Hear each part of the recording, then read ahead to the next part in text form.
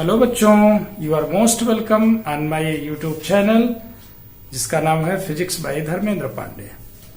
आज हम लोग बात करेंगे प्रोजेक्टाइल मोशन 2 की। प्रोजेक्टाइल मोशन 2 में हम लोग स्पेशली जिक्र करेंगे सम इंपॉर्टेंट टर्म्स और उनकी डेफिनेशंस और एक्सप्रेशंस कैसे फाइंड आउट करते हैं। तो specially we are talking about in this lecture first term, that is flight time of the projectile, and second term, that is maximum height attained by the projectile, and third term, that is range of the projectile. उड्डयन काल, अधिकतम ऊंचाई प्रक्षेप की, अधिकतम ऊंचाई प्रक्षेप की परास, ये तीन चीजें हमको बहुत जरूरी है जानना when we are dealing projectile motion। पहले लेक्चर में हम लोगों ने प्रक्षेप क्या होता है, प्रक्षेप के एग्जांपल्स पढ़े, प्रक्षेप का पथ कैसा होता है, and mathematically we have derived it and shown it by the expression that path of projectile is a parabola. Now in today's lecture we are going to discuss about the range of the projectile, maximum height attained by the projectile, and also the flight time of the projectile. Students, let us see here first term, that is flight time of the projectile. Flight का generally आशय होता है उड़ान से। तो यहां पर whenever the particle or you can say the projectile is thrown from anywhere, it is the time interval in which the particle resides in air। ये वो समय अंतराल होता है फ्लाइट टाइम जितने समय तक पार्टिकल और द प्रोजेक्टाइल थ्रो करने के पश्चात एयर में रहता है। अब हम ग्राउंड से किसी पार्टिकल को थ्रो कर रहे हैं तो एयर में रहेगा जितने समय तक, यानी थ्रो करने के बाद पुनः again when it touches the ground जो समय लेगा उसी समय को हम फ्लाइट टाइम बोलेंगे। मान लीजिए किसी हाइट से हम पार्टिकल को थ्रो कर रहे हैं, ग्राउंड से नहीं है, तो उस थ्रो करने के पॉइंट से लेकर के फिर पृथ्वी पर जब वो टच करेगा, अर्थ पर जब टच करेगा, तो that's the time interval called flight time of the projectile. Specially वह समय अंतराल जिसमें प्रक्षेपण के पश्चात हवा में रहता उड्डयन काल कहलाता है। इसे टी से व्यक्त करते हैं। अब यहां देखिए फिगर में, यह पृथ्वी तल पर स्थित किसी बिंदु ए से किसी प्रोजेक्टाइल को प्रक्षेपित किया गया है और प्रक्षेपण कोण थीटा है, यू इसका प्रक्षेपण के समय स्टार्टिंग पॉइंट पर इनिशियल वेलोसिटी है, और यह पार्टिकल प्रोजेक्टाइल जो है एक पैराबोलिक पाथ को फॉलो करते हुए it touches the ground at point O dash. ये तो बट नेचुरल है, इंक्लाइंड प्रोजेक्शन में ऐसी सिचुएशन आएगी। अब हमें निकालना है the time taken by the projectile from point O, means the point of projection to the point where it touches the ground. Flight time is the time interval between taken by the projectile from the point of projection to the point where it touches the ground। यानी प्रक्षेपण बिंदु से पुनः जब वो पृथ्वी तल पर touch करता है, इस समय के इसके बीच का जो समय अंतराल है वही समय अंतराल उड्डयन काल है। इसको यानी जब हमने थ्रो किया और जब अर्थ पर टच किया उस दौरान पार्टिकल कहां था, प्रोजेक्टाइल कहां था, एयर में था, हवा में रहने का समय, फ्लाइट टाइम। ओके, इसे कैपिटल टी से लिखते हैं। तो इसका डेरिवेशन कैसे करेंगे, तो इसमें दो तरीके से इसका डेरिवेशन आप लोगों को बताते हैं। सबसे पहला मेथड यह है कि the vertical displacement of the particle in time t is 0। क्यों? इस सिचुएशन की बात कर रहे हैं, हर जगह 0 हो जरूरी नहीं। पार्टिकल हॉरिजॉन्टल किसी पॉइंट O से थ्रो किया गया u वेलोसिटी से, और ये फिर हॉरिजॉन्टल यानी क्षैतिज पर O के बजाय O डैश पर जाकर के पहुंचता है। तो नेट वर्टिकल डिस्प्लेसमेंट ट्रेवल 0 है, क्योंकि वर्टिकल डायरेक्शन में वो नहीं, फाइनली वो अर्थ पर पुनः आ गया। तो अब इसमें u आपको पता है, u i is equal to u sine theta, ये इनिशियली होगा। इसको अगर हम रिजॉल्व करें, ये यू एक्स है is equal to u cos theta, इधर वाला आपका होगा u i that is equal to u sine theta, okay, and u x is equal to u cos theta. ये तो वेरी बिगिनिंग ये आपको पता है कि रिजॉल्व कर रहे हैं वेलोसिटी वेक्टर यू को एक्स और वाई डायरेक्शन में। अच्छा, तो from second equation of motion in vertical direction, यानी ऊर्ध्वाधर दिशा में द्वितीय गति के द्वितीय समीकरण को अगर हम लागू करें, h इज इक्वल टू क्या होगा, u I T minus of G T square. अब h 0 होगा बच्चों, क्योंकि नेट डिस्प्लेसमेंट वर्टिकल डायरेक्शन में क्या है, 0 है। दूसरा, u की value u sine theta, u I की इंटू टी की value capital T minus half g into t square. अब यहां से इसको देखें तो t कॉमन ले लें, ये हो जाएगा u साइन थीटा माइनस जी इंटू टी के बजाय टी स्क्वायर के बजाय टी बाई 2, टी कॉमन हो गया, equal to 0। That means u sin theta is equal to g into t by 2, or you can say that capital T is equal to 2u sin theta upon g। ये तो direct आ गया आपको expression.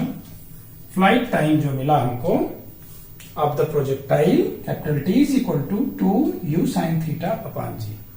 इसको आप कह सकते हैं 2ui upon g, क्योंकि u sin theta is the vertical velocity component of projectile, initial vertical velocity component, so t is equal to 2u sin theta। यहां पर इस t को हम from o to o dash तक travel करने के दौरान टाइम इंटरवल हम ले रहे हैं, और डिस्प्लेसमेंट o से o डैश पर जब पार्टिकल पहुंच रहा है, हॉरिजॉन्टल प्रोजेक्शन है। हॉरिजॉन्टल प्रोजेक्शन का मतलब इंक्लाइन प्रोजेक्शन है, लेकिन नेट डिस्प्लेसमेंट हॉरिजॉन्टल जा रहा पार्टिकल ओ से ओ डैश तक 0 है, तो इस कारण से h को हमने यहां 0 रखा। समझ में आ रहा है?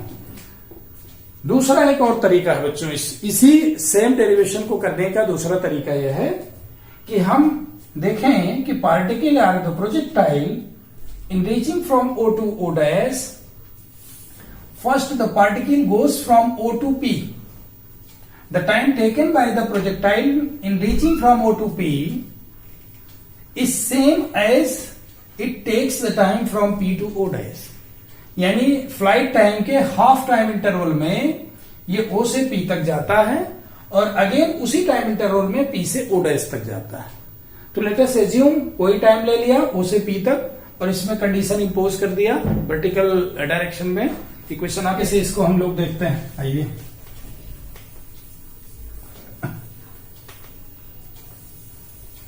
इसको दूसरी तरीके से कैसे सॉल्व करते हैं, माना प्रक्षेप O से P तक t समय में पहुंचता है। अधिकतम ऊंचाई पर वी वाई क्या है, 0 है, यानी वेलोसिटी का वर्टिकल कंपोनेंट 0 है। तो गति के प्रथम समीकरण से ऊर्ध्वाधर दिशा में v y is equal to u i minus g t, क्योंकि वो ऊपर जा रहा है पार्टिकल, होगा is equal to u sine theta minus g t, that implies that t is equal to u sine theta upon g. Okay, अब यहां फिर ध्यान दीजिए, ओ से पी तक जाने में टी समय लग रहा है, तो उड्डयन काल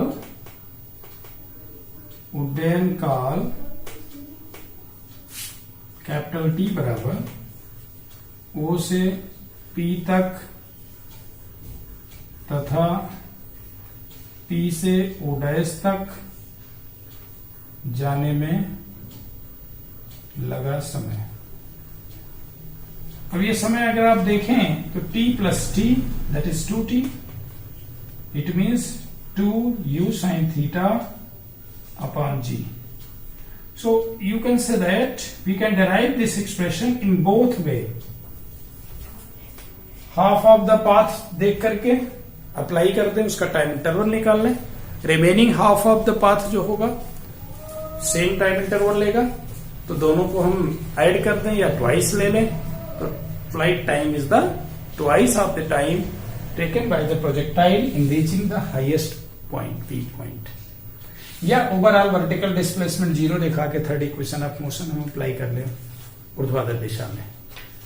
आई होप कि आप लोगों को फ्लाइट टाइम का कैलकुलेशन समझ में आ गया होगा बच्चों। Okay, let us talk about the maximum height attained by the projectile. So we will प्रक्षेप की अधिकतम ऊंचाई।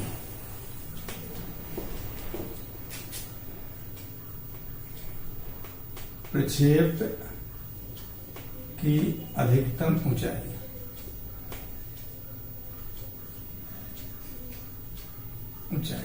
Maximum height of the projectile, इसको बोलते हैं H, maximum height of the projectile. Okay, ध्यान दीजिए figure, look at the figure. O से पी पर हाफ पाथ पर अगर हम बात कर रहे थे तो ये पार्टिकल क्या होगा, vertical velocity, initial vertical velocity component से ये क्या करेगा, पार्टिकल अपवर्ड जा रहा है, और एक ऐसा टाइम इंटरवल जब v y is equal to situation when v y is equal to 0, तो that is the situation where the particle traversed maximum height along the vertical direction. So the distance traversed by the projectile, maximum distance traveled by the projectile in vertical direction is called the maximum height of the projectile. इसको लिखिए, ये है, that is the your h. Okay.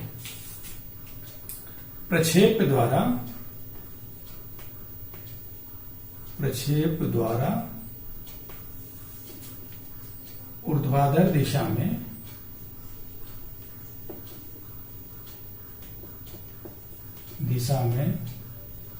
तय की गई दूरी,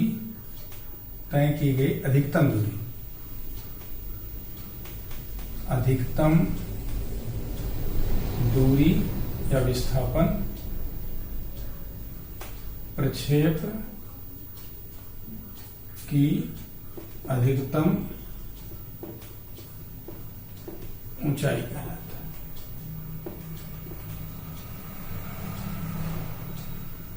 इसे capital S से लिखते हैं। समझ में आ गया बच्चों? वर्टिकल डायरेक्शन में ये हर अलग अलग डिस्टेंस ट्रेवल कर रही, लेकिन जो मैक्सिमम वर्टिकल डिस्टेंस ट्रेवल होगी that is called the height, maximum height of the projectile. Okay, अलग अलग हाइट्स हैं। अब ये मैक्सिमम हाइट माने मैक्सिमम वर्टिकल डिस्टेंस। तो चित्र में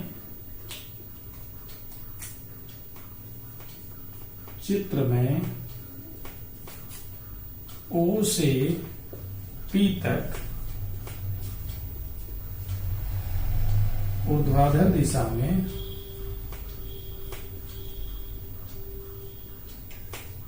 गति के तृतीय समीकरण से क्या मिला हमको, v y square equal to u y square minus 2gh। तो यहां पे हमको क्या मिलेगा, 0 is equal to u sine theta whole square minus 2g into capital H. That means u square sin square theta is equal to 2g capital H. That means capital H is equal to u square sin square theta upon 2g. So that's a very important relation, and from this relation we can conclude that the maximum height attained by the projectile will depend upon two factors. First one is the initial velocity of the projectile with which it is projected, and second one is the angle of projection. Angle of projection is very important in case of calculating the maximum height attained by the projectile. और एक बात ध्यान रखें, यहां से हमें निकाल सकते हैं कि थीटा के अलग अलग वैल्यू पर what would be the value of theta when h will got maximum. तो इसके लिए फॉर एच मैक्सिमम क्या होगा, sine square theta is equal to 1, that is sine theta is equal to 1, और you can say theta is equal to 90 degree. ध्यान रहे, अधिकतम दूरी वर्टिकल तभी प्राप्त होगी जब थीटा कितना हो, 90 डिग्री हो. इसी कारण एथलीट हाई जंप में अपने शरीर को ऊर्ध्वाधर ऊपर की तरफ उछालते हैं. अब कभी देखिए, आपको एक रस्सी लगी हो 3 फीट 4 फीट जिस भी लेवल तक आप जंप कर सकते हैं, तो what you will do to cross that level. First of all you just jump and push your body, throw your body upward direction. आप सीधे कोण पे नहीं जाओगे, क्योंकि your motive is to cover maximum vertical distance. तो jump करोगे ऊपर की तरफ और थोड़ा सा किसी एंगल को दे दोगे जंप करने के दौरान, थोड़ा एंगल, तो आप क्रॉस कर जाओगे. क्योंकि हॉरिजॉन्टल डिस्टेंस बिना ट्रबल किए आप रस्सी क्रॉस नहीं कर सकते, हाइट तो आपके ऊपर बढ़ जाएगा. So that's the trick during high jump.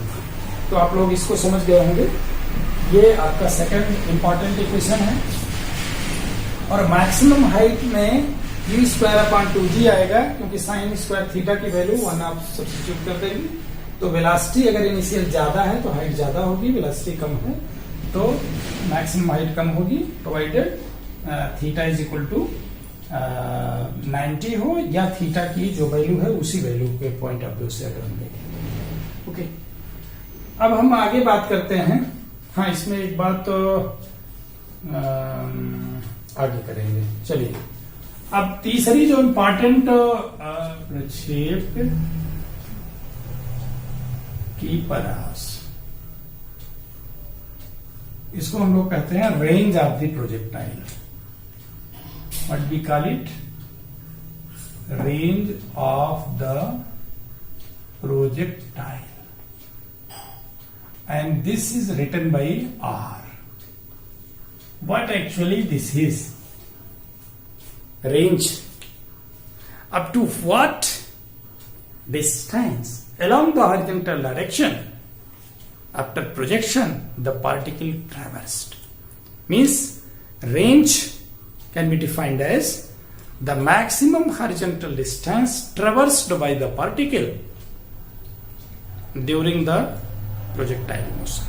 प्रक्षेप गति के दौरान प्रक्षेप द्वारा क्षैतिज दिशा में तय किया गया विस्थापन या दूरी, इसी को हम प्रक्षेप की रेंज कहते हैं. पार्टिकल को जब हम इस सिचुएशन में थ्रो करते हैं, इंक्लाइन प्रोजेक्शन में होगा, उस समय initially the particle has got initial velocity component, horizontal initial velocity component and vertical velocity initial velocity component.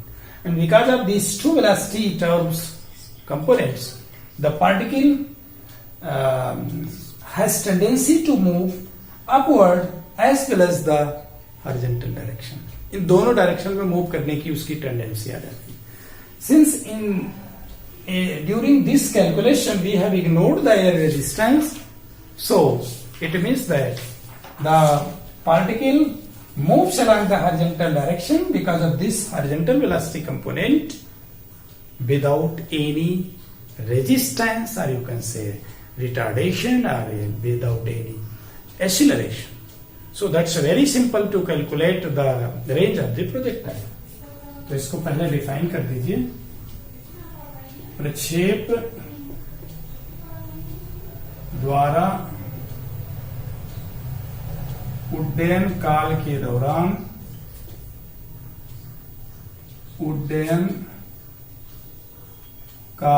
दौरान क्षैतिज दिशा में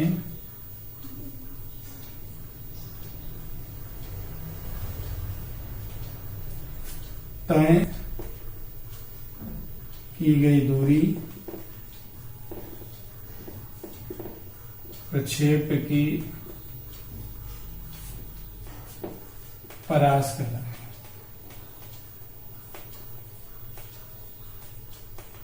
कहलाता है. ओके, इसे आर से व्यक्त करते हैं. So the range of the projectile, प्रक्षेप की परास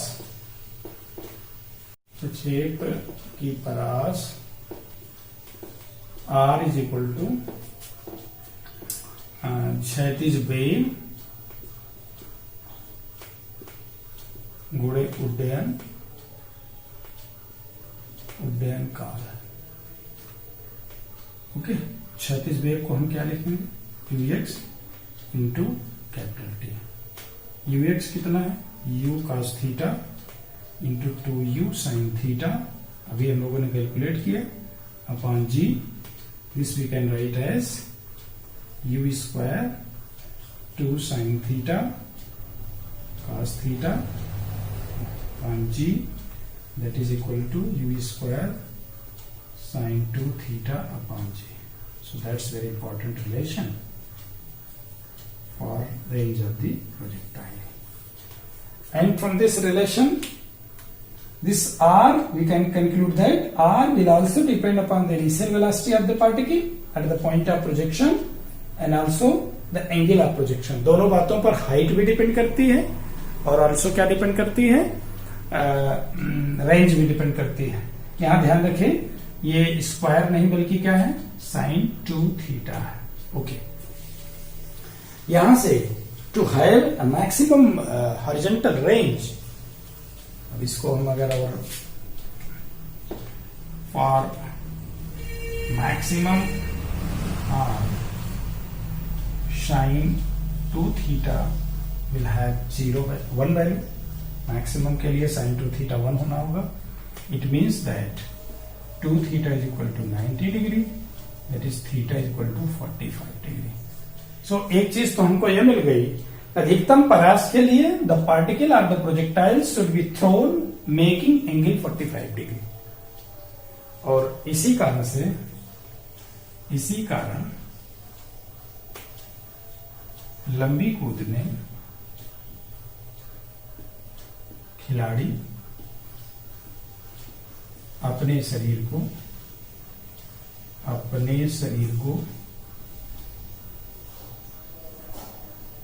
प्रक्षेपण बिंदु से 45 डिग्री के कोण पर उछालता है. ठीक, ये तो महत्वपूर्ण है ही है कि कितना स्पीड में आप उछालेंगे. स्पीड ज्यादा, वेलोसिटी ज्यादा, यू ज्यादा तो आर ज्यादा तो होगा ही, लेकिन पॉइंट ऑफ प्रोजेक्शन पर angle of projection is very important to have maximum range, to cover maximum range. एक एग्जांपल इसका बहुत अच्छा है. दूसरा एग्जांपल, इन जेवलिन भाला फेंक में खिलाड़ी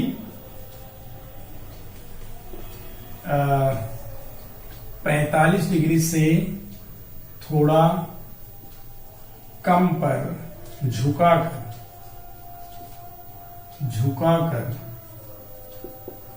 भाला फेंकता, क्योंकि पॉइंट ऑफ प्रोजेक्शन अब ग्राउंड नहीं हो गया, पार्टिकल मैन मान लीजिए यहां पर है, तो भाला इधर से थ्रो किया जा रहा है। तो अब ये 45 ना होकर के क्या होगा, अगर ये 45 डिग्री है तो ये जो थीटा होगा, theta here is less than 45 degree to have maximum range. ध्यान रहे, ये दो बातें प्रिकॉशन के तौर पर ली जाती हैं और प्रैक्टिकल लाइफ में एग्जांपल्स हैं। और इस एक्सप्रेशन से एक बात और स्पष्ट है, अगर हम इसको देखें तो हमें to have same range with same speed there must be 2 point angle of projection. हमें सेम हॉरिजॉन्टल डिस्टेंस कवर करने के लिए, सेम रेंज कवर करने के लिए, सेम इनिशियल वेलोसिटी से पॉइंट ऑफ प्रोजेक्शन पर 2 एंगल ऑफ प्रोजेक्शन लेकर के हम सेम रेंज कवर कर सकते हैं। इसको देखिए, टू हैव सेम रेंज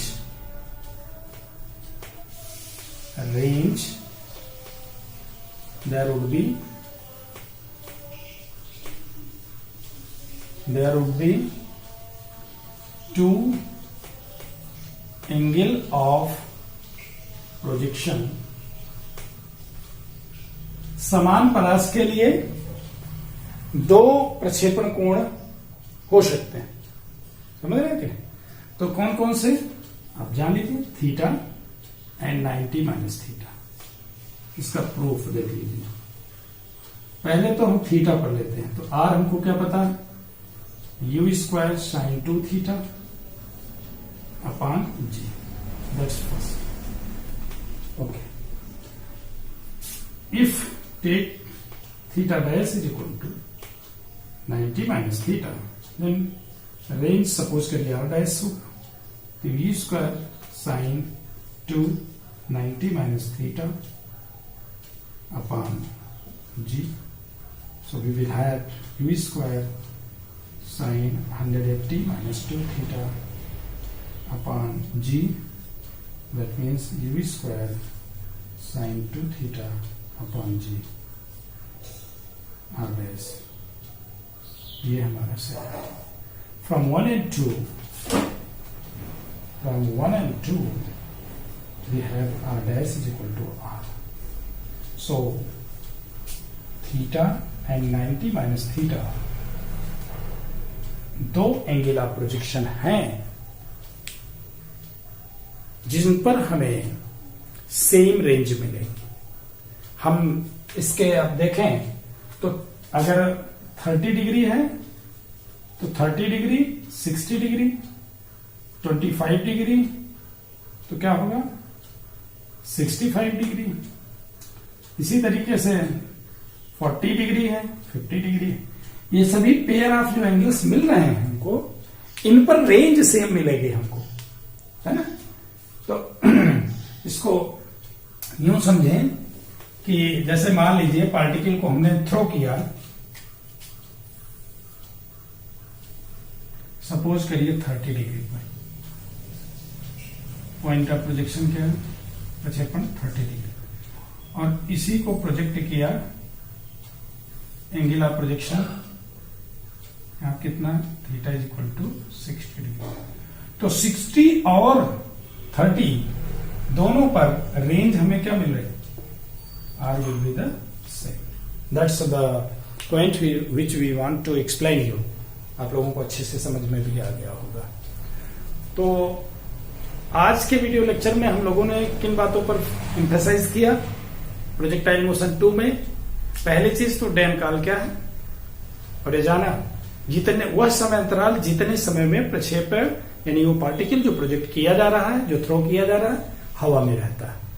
यानी पॉइंट ऑफ प्रोजेक्शन से it may be on the ground, it may be on the certain height, तो पॉइंट ऑफ प्रोजेक्शन से when the particle touches the ground, ये महत्वपूर्ण है समय अंतराल।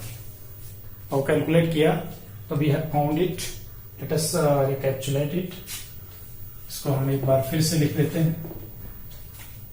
टी हम लोगों ने पाया 2u sin थीटा अपॉन जी, एक बार। दूसरी बातें मिली, maximum height of the projectile क्या मिला, u square sine square theta upon 2g मिला। तीसरी चीज रेंज ऑफ प्रोजेक्टाइल मिली, u square sine 2 theta upon g। These three terms are very important terms and we should know in order to solve numerical problems regarding projectile motion. But there may be different situation as well. Particle जरूरी नहीं कि ऐसे ही project किया जाए।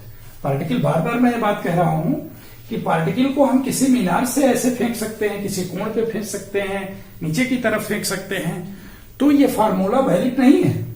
These formulas are valid only incline projection. किसी धरातल पर स्थित किसी बिंदु से किसी कोण पर जब हम प्रक्षेपित करते हैं तब के लिए डिराइव किए गए हैं। उन सारी परिस्थितियों के लिए जब प्रॉब्लम आएगी तो हम चर्चा करेंगे। वहां पर मैक्सिमम हाइट प्रोजेक्टाइल की क्या होगी, वही होगी जहां से प्रक्षेपित किया जा रहा है। रेंज क्या होगा, उसके बेस से जितना हॉरिजॉन्टल डायरेक्शन ट्रेवल कर रहा है वो रेंज होगा। फ्लाइट टाइम क्या होगा, उस मैक्सिमम वर्टिकल डिस्टेंस को ट्रेवल करने में जो टाइम इंटरवल इलैप्स होगा, जो बीतेगा, जो समय अंतराल लगेगा। तो these are the things which one should know, we should know in order to deal the projectile motion. अब